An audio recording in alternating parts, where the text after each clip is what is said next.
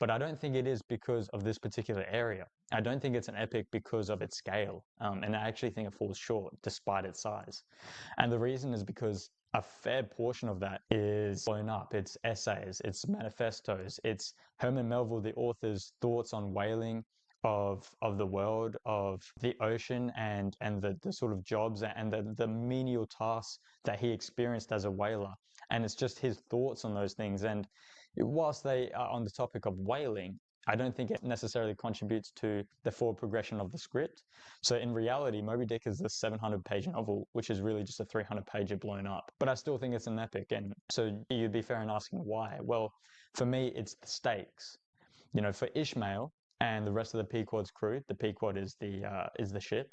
You know, Captain Ahab's mission and his bloodthirst through his ambition puts their lives at stake.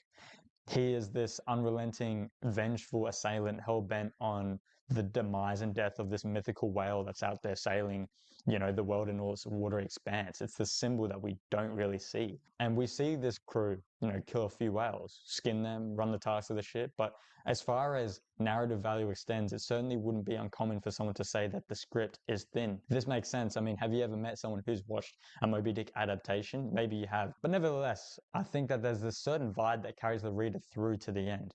You know, some would say it's definitely a feeling of death, but to me, it's more of a sense of doom. It's this something around the corner, something lurking there. And what it comes down to is not this fear of the whale, but it's actually of Ahab and the fate that he is dragging the whole crew towards.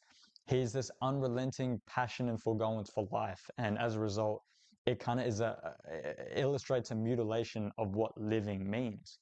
Because for Ahab, dying is just as much a truth within the Venn diagram of life as living is.